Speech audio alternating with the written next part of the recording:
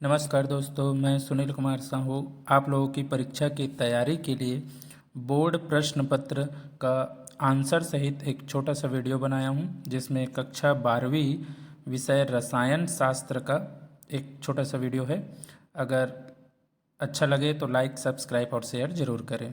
पहला प्रश्न है, एरोसाल से क्या समझते हैं? उत्तर, एरोसाल एक कोलाइडी घोल है जिसमें परिक्षिप्त प्रवस्था के रूप में ठोस और परिक्षेपण माध्यम के रूप में गैस होती है। उदाहरण के लिए कोहरा। दूसरा है, क्लोरोफॉर्म का संरचना सूत्र लिखकर IUPAC नामकरण कीजिए। उत्तर है, क्लोरोफॉर्म का सूत्र CHCl3 होता है और इसका IUPAC नाम है ट्राइक्लोरोमेथेन। तीसरा प्रश्न है, दिए गए चित्र का IUPAC नाम लिखिए। यह क्या होता है? उत्तर है 3-मेथिल फिनॉल। नेक्स्ट क्वेश्चन है, फेलिंग विलयन B क्या है? सोडियम पोटेशियम टाइट्रेट का क्षारीय विलयन फेलिंग विलयन B कहलाता है। नेक्स्ट प्रश्न है, आवश्यक एमिनो अम्ल का एक उदाहरण लिखिए। तो इसमें आंसर है वैलिन, हिस्टिडीन, कोई एक लिख सकते हैं। नेक्स्ट क्वेश्चन है, मोलरता और मोलरता में कोई दो अंतर लिखिए। उत्तर है, मोलरता और मोलरता में अंतर। 1 लीटर विलयन में घुले विलेयक में मोलों की संख्या मोलरता कहलाती है। 1000 ग्राम विलायक में घुले विलेय की मोलों की संख्या मोलरता कहलाती है। ताप परिवर्तन से विलयन की मोलरता परिवर्तित होती है, जबकि मोलरता कोई परिवर्तित नहीं होता है। नेक्स्ट क्वेश्चन है, प्रथम कोटि की अभिक्रिया के लिए अर्ध आयुकाल ज्ञात कीजिए, जबकि वेग स्थिरांक 4 ईयर इनवर्स है। उत्तर, सूत्र है T12 = 0.693/K। दर स्थिरांक K का मान है 4, तो K का मान रखेंगे तो आसानी से आंसर आ जाएगा। आंसर है 0.1732 वर्ष। नेक्स्ट क्वेश्चन, कमरे के ताप पर ऑक्सीजन गैस है जबकि सल्फर इस ठोस होता है, क्यों?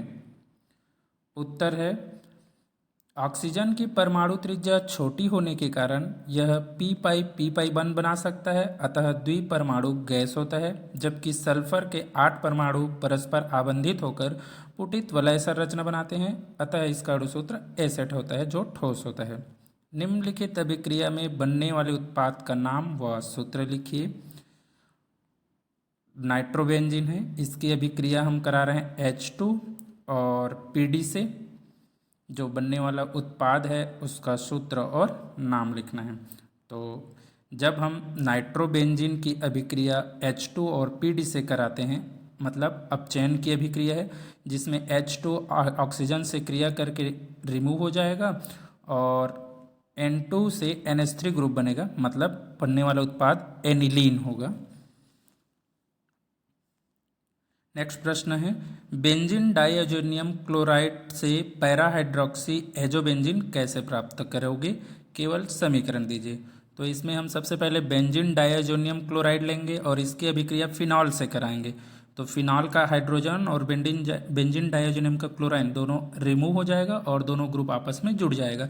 युग्मन अभिक्रिया है, ये बहुत आसानी से बना सकते हैं। नेक्स्ट क्वेश्चन है, एक विलायक का क्वथनांक 350.22 K है। यदि 1.80 ग्राम अवाष्पशील विलेय 90 ग्राम विलायक में घोले तो क्वथनांक 351.10 हो जाता है। विलेय के मोलर द्रव्यमान की गणना कीजिए। दिया है Kb की वैल्यू 2.53 है। इसका उत्तर बहुत आसान है। सबसे पहले हमको Tb की वैल्यू निकालना है, जो T2 - T1 के रूप में रहेगा। Kb वैल्यू दिया हुआ है, Wb है 1.80, Wa है 90 ग्राम, Tb हम कैलकुलेट कर लिए। Mb का फार्मूला में हम सारे वैल्यू पुट अप कर देंगे। Mb बराबर होता है Kb into WB into 1000 upon TB into WA। Kb की वैल्यू 2.53 है, WB की 1.80, 1000 0.88 और 90। आंसर निकल जाएगा।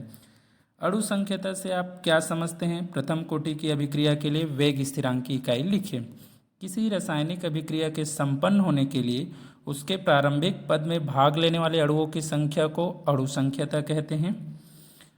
प्रथम कोटि की अभिक्रिया के लिए वेग स्थिरांक की इकाई इसके लिए हम पहले दर समीकरण नियम लिखेंगे। दर बराबर होता है dx अपॉन dt बराबर ka। के की वैल्यू निकाल लेंगे, फिर उसमें उसका यूनिट रख देंगे, तो लास्ट में के की वैल्यू आ जाएगा सेकेंड इनवर्स। नेक्स्ट क्वेश्चन है, एंजाइम उत्प्रेरक से क्या समझते हैं, उदाहरण सहित समझाइए। एंजाइम उत्प्रेरण अभिक्रिया दो पदों में होती है। पहला पद है जिसमें एक अस्थायी संकुल बनता है, एंजाइम और सबस्ट्रेट दोनों आपस में क्रिया करके एंजाइम सबस्ट्रेट कॉम्प्लेक्स बनाता है। ये एंजाइम सबस्ट्रेट कॉम्प्लेक्स आगे टूटकर एंजाइम अलग हो जाता है और प्रोडक्ट बनाता है। इसकी तुलना हम लॉक एंड की थ्योरी से बता सकते हैं। जैसे एक ताला एक विशेष चाबी से खुलता है, उसी तरह एक एंजाइम एक स्पेशल सबस्ट्रेट पर क्रिया करता है। तो यह है एंजाइम सबस्ट्रेट क्रिया विधि। एल्यूमिनियम के दो अयस्कों के नाम सूत्र कोई एक उपयोग लिखे। तो एल्यूमिनियम के दो अयस्क है, पहला इसमें हम लोग लेंगे बॉक्साइड Al2O3 इंटू 2H2 और दूसरा है क्रायोलाइट Na3AlF6। उपयोग है विद्युत ट्रांसमिशन केबल तथा जंगरोधी पेंट बनाने में।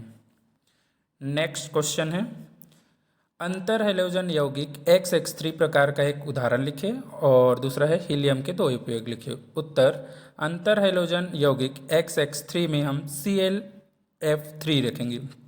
हीलियम के उपयोग में मौसम का पता लगाने वाले गुब्बारों में हाइड्रोजन और हीलियम के मिश्रण का उपयोग किया जाता है। दूसरा है गोताखोर द्वारा गहरे समुद्र में सांस लेने के लिए। नेक्स्ट क्वेश्चन है, इसमें हम लोगों को 16 देखना है, फास्फोरस के कोई 3 ऑक्सी अम्लों के नाम व संरचना सूत्र लिखिए। उत्तर है, फास्फोरस के 3 ऑक्सी अम्ल हाइपोफास्फोरस अम्ल H3PO2, फास्फोरस अम्ल H3PO3 और फास्फोरिक एसिड H3PO4। एक एक ऑक्सीजन बढ़ते जाएगा, बहुत सिंपल है, ट्रिक भी याद रख सकते हैं, केवल ऑक्सीजन बढ़ाना है संरचना में उसी क्रम में। निम्नलिखित उपसंयोजी यौगिकों के IUPAC नाम लिखिए। बहुत सरल क्वेश्चन था। PTNH3 2Cl2, नेक्स्ट है CrNH3 थ्राइस Cl3 और नेक्स्ट है इसमें MnH2O6 2+ आयन। तो पहला है डाईएमीन प्लेटिनम सेकेंड क्लोराइड, दूसरा का आंसर है ट्राईएमीन ट्राईक्लोरोक्रोमियम 3, नेक्स्ट है hexa aquo manganese 2 ion. Next question है, इसमें क्या होता है जब केवल रासायनिक समीकरण लिखना है और मुख्य उत्पाद का नाम भी लिखना है। पहला है क्लोरोबेंजीन की सोडियम से अभिक्रिया कराई जाती है। दूसरा है एथिल आयोडाइड की ईथर की उपस्थिति में जिंक धातु से अभिक्रिया कराई जाती है। उत्तर, इसमें हम लोग पहला देखते हैं। सबसे पहले फिटिंग अभिक्रिया है, जब क्लोरोबेंजीन की सोडियम से क्रिया कराते हैं तो क्लोरोबेंजीन का 2 मॉलिक्यूल ऐड होकर डाइफेनिल बना लेता है और NaCl मुक्त हो जाता है, फिटिंग अभिक्रिया कहलाती है। दूसरा है फ्रैंकलैंड अभिक्रिया, जिसमें हम लोग अभिक्रिया कराते हैं एथिल आयोडाइड की 2 मॉलिक्यूल की जिंक से ईथर की उपस्थिति में, तो जिंक आयोडाइड अलग हो जाएगा और 2 एथिल ग्रुप ब्यूटेन बनाता है। नेक्स्ट है ग्रिग्नार्ड अभिकर्मक से द्वितीयक एलिफेटिक एल्कोहल कैसे प्राप्त करोगे, केवल समीकरण लिखना है। और नेक्स्ट है समीकरण को पूर्ण करना है, जिसमें हम लोगों को दिया हुआ है फिनॉल की क्रिया हम लोगों को कराना है जिंक से और इसके लिए हम उसको गर्म करेंगे, क्या प्रोडक्ट बनेगा बताना है, मुख्य उत्पाद। और तीसरा है निम्न परिवर्तन एथिल एल्कोहल से ईथर, केवल रासायनिक समीकरण लिखना है। तो पहला उत्तर है इसमें, फर्स्ट हम लोगों को लेना है, जब ग्रिग्नार्ड अभिकर्मक की हम एसिटाल्डिहाइड से क्रिया कराएंगे पहले, तो एक माध्यमिक प्रोडक्ट बनेगा जिसका जल अपघटन करेंगे तो द्वितीयक एल्कोहल या आइसोप्रोपिल एल्कोहल प्राप्त होता है। नेक्स्ट दूसरा रिएक्शन है, जब हम फिनॉल की अभिक्रिया जिंक के साथ कराते हैं और डेल मतलब गर्म कर रहे हैं, तो जिंक ऑक्साइड अलग हो जाता है और बेंजीन अलग हो जाता है, मतलब इसमें से ऑक्सीजन रिमूव हो जाएगा। थर्ड रिएक्शन है हम लोगों का, जब एथिल एल्कोहल को हम कॉन्सेंट्रेट H2SO4 की उपस्थिति में रिएक्शन कराते हैं 2 मॉलिक्यूल का, तो डाईएथिल ईथर बनता है। नेक्स्ट क्वेश्चन है, ओलिगोसैकेराइड से आप क्या समझते हैं, 2 उदाहरण लिखिए। और दूसरा क्वेश्चन है, विटामिन बी की कमी से होने वाले एक रोग का नाम लिखिए। उत्तर, ओलिगोसैकेराइड ये जल अपघटन पर 2 से 9 मोनोसैकेराइड देते हैं, उदाहरण सुक्रोज है, माल्टोज है। विटामिन बी की कमी से होने वाले रोग बेरीबेरी रोग, डर्मेटाइटिस है। नेक्स्ट क्वेश्चन है निम्नलिखित बहुलकों के एकलक के नाम लिखिए। पहला क्वेश्चन है ब्यूनाएस, दूसरा है नायलॉन 6, तीसरा है टेफ्लॉन। तो ब्यूनाएस के एकलक का नाम है 1,3 ब्यूटाडाइन और स्टायरिन है। Nylon 6 caprolactam. टेफ्लॉन है टेट्राफ्लोरोएथेन। नेक्स्ट क्वेश्चन प्रतिजैविक से आप क्या समझते हैं? दो प्रतिजैविक औषधियों के नाम लिखिए। प्रतिजैविक जो जीवाणुओं को नष्ट करने वाला रासायनिक पदार्थ जो सूक्ष्म जीवों से स्रावित होता है तथा रोगजनक जीवाणुओं को नष्ट कर देता है, उदाहरण पेनिसिलिन, स्ट्रेप्टोमाइसिन इत्यादि। नेक्स्ट क्वेश्चन है निम्नलिखित को समझाइए। पहला है त्रिज्या अनुपात, दूसरा है समन्वय संख्या। इसके ऑप्शन अथवा में क्वेश्चन था क्रिस्टल जालक और दूसरा है एकक कोशिका। पहले हम त्रिज्या अनुपात के बारे में देखेंगे। तो त्रिज्या अनुपात किसी क्रिस्टल में उपस्थित धन आयन तथा ऋण आयन की त्रिज्याओं के अनुपात को त्रिज्या अनुपात कहते हैं। त्रिज्या अनुपात सिंपल फार्मूला है धन आयन की त्रिज्या अपॉन ऋण आयन की त्रिज्या। दूसरा क्वेश्चन था इसमें समन्वय संख्या। किसी क्रिस्टल जालक में किसी संगत अणु के निकटतम पड़ोसियों की संख्या को उसकी समन्वय संख्या कहते हैं। जैसे NaCl में Na+ और Cl- दोनों की समन्वय संख्या 6 है, अर्थात Na+ 6 Cl आयनों से तथा 1 Cl- 6 Na+ से घिरा रहेगा। दूसरा इसमें अथवा वाले में पहला है क्रिस्टल जालक। त्रिविम आकाश में किसी क्रिस्टल के एककों की नियमित व्यवस्था को त्रिविम जालक का या क्रिस्टल जालक कहते हैं। दूसरा क्वेश्चन था इसमें इकाई कोशिका। किसी क्रिस्टल के अणुओं, परमाणुओं अथवा आयनों के क्रमबद्ध रूप से व्यवस्थित होने पर जो सूक्ष्मतम इकाई बनती है उसे क्रिस्टल की इकाई कोशिका, एकल कोशिका या यूनिट सेल कहते हैं। क्रिस्टल जालक की सूक्ष्मतम संरचनात्मक इकाई को एकक सेल कहते हैं। नेक्स्ट क्वेश्चन था एसिटिक अम्ल एवं एथिल अल्कोहल दोनों यौगिक में OH है। एसिटिक अम्ल प्रोटॉन देता है किंतु एथिल अल्कोहल नहीं देता। और रिएक्शन था रोजेनमुंड अभिक्रिया, इटार्ड और क्लीमेंसन अभिक्रिया। तो पहले हम लोग इसमें पहला देखते हैं। पहला है एसिटिक अम्ल प्रोटॉन देता है क्योंकि एसिटिक अम्ल का COH समूह का OH अम्लीय प्रकृति का होता है तथा OH समूह आयनित होकर प्रोटॉन देता है। COH में अनुनाद प्रभाव के कारण OH के ऑक्सीजन परमाणु पर धनावेश आ जाता है, जिसके कारण OH के इलेक्ट्रॉन जोड़े को अपनी ओर आकर्षित कर लेता है और प्रोटॉन के रूप में हाइड्रोजन आसानी से पृथक हो जाता है, जबकि अल्कोहल में अनुनाद प्रभाव नहीं होता है, इसी कारण प्रोटॉन के रूप में हाइड्रोजन पृथक नहीं होता है। नेक्स्ट हम लोग इसमें देखते हैं रोजेनमुंड अभिक्रिया। जब एसिटिल क्लोराइड की अभिक्रिया हम हाइड्रोजन से पैलेडियम युक्त बेरियम सल्फेट और जाइलिन की उपस्थिति में कराते हैं तो एसिटल्डिहाइड बनता है। ये रोजेनमुंड अभिक्रिया कहलाती है। दूसरा है इटार्ड अभिक्रिया। इटार्ड अभिक्रिया में जब हम टालुइन की अभिक्रिया क्रोमियम ऑक्साइड क्लोराइड या CH2H2 की उपस्थिति में कराते हैं तो बेंजल्डिहाइड बनती है। यह अभिक्रिया इटार्ड अभिक्रिया कहलाती है। तीसरा अभिक्रिया है क्लीमेंसन अभिक्रिया। जब एसिटल्डिहाइड की अभिक्रिया जिंक अमेलगम और HCl की उपस्थिति में आप चयन कराते हैं तो एथेन बनता है, CH3 बनेगा, C2H6। और इसके अथवा में हम लोगों का जो क्वेश्चन था वह है कीटोन एल्डिहाइड से कम क्रियाशील होते हैं, उचित कारण दीजिए। और दूसरा था क्या होता है, केवल समीकरण देना है। ग्रिग्नार्ड अभिकर्मक की क्रिया CO2 से होती है। दूसरा है एसिटल्डिहाइड की क्रिया HCl से होती है। और तीसरा है एसिटिक अम्ल PCl5 से क्रिया करता है। पहले हम लोग देखते हैं एल्डिहाइड की तुलना में कीटोन CO समूह से 2 CH3 समूह जो +I प्रभाव देते हैं, जुड़े होने के कारण उसके कार्बन का धनावेश अधिक संतुलित हो जाता है, अतः यह क्रियाशील होता है। ग्रिग्नार्ड अभिकर्मक की क्रिया हम लोग कराते हैं तो पहले एक मिडिल प्रोडक्ट बनता है, कार्बन डाइऑक्साइड से करेंगे, जो जल अपघटन पर एसिटिक अम्ल बनाता है। सिंपल रिएक्शन है। इसी तरह से सेकेंड रिएक्शन था जब कीटोन की अभिक्रिया हम लोग HCN से कराते हैं तो एसिटल्डिहाइड साइनोहाइड्रिन बनता है।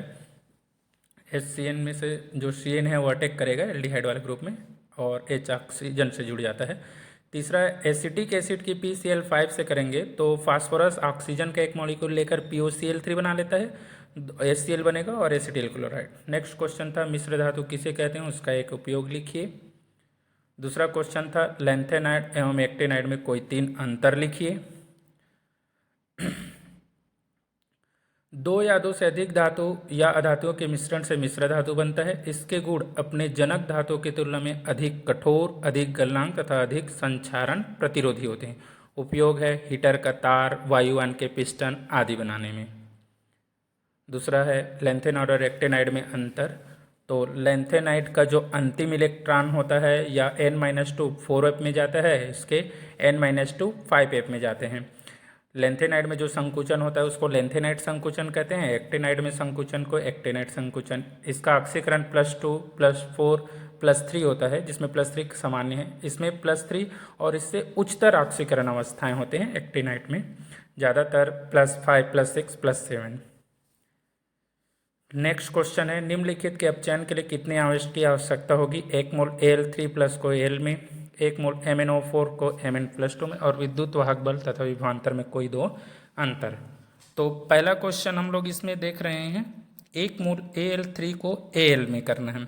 Al3 में 3 चार्ज है, 3 प्लस धनायन के, तो इसको न्यूट्रल बनाने के लिए 3 इलेक्ट्रॉन लगेगा, मतलब 1 मोल से 3 मोल इलेक्ट्रॉन लग रहे हैं। दूसरा क्वेश्चन है Cu+2 वाले में, तो ये इस तरह के इसका आंसर बना सकते हैं। जैसे जितना आवेश रहेगा उसको न्यूट्रल बनाना है तो उतना ही लगेगा। लास्ट वाले देखिए Mn4 वाले में मैग्नीज यहाँ +7 से +2 में जा रहा है, मतलब 5 इलेक्ट्रॉन हम लोग लगेगा तो 5 मोल आ जाएगा उसमें। इसी तरह से विद्युत वाहक बल और विभवांतर में अंतर। खुले परिपथ में जब कोई विद्युत धारा प्रवाहित नहीं हो रहा तो दो सेल के इलेक्ट्रोडों का मध्य विभवांतर विद्युत वाहक बल कहलाता है, और किसी भी परिपथ में दो इलेक्ट्रोडों के मध्य विभव में अंतर को विभवांतर। विद्युत वाहक बल सेल द्वारा प्राप्त अधिकतम वोल्टेज है, विभवांतर सेल द्वारा प्राप्त अधिकतम वोल्टेज से कम होता है। विद्युत वाहक बल परिपथ पर निर्भर नहीं करता है, ये इस तरह का है। अब बाकी देख सकते हैं। अथवा क्वेश्चन में था निम्नलिखित को ऑक्सीकृत करने के लिए कितने कूलाम विद्युत आवश्यक होंगे। 1 मोल H2O को O2 में और 1 मोल FeO को Fe2O3 में। प्राथमिक सेल और द्वितीयक सेल में अंतर लिखना है। तो पहला क्वेश्चन इसमें है 1 मोल H2O को O2 में परिवर्तित करने के लिए।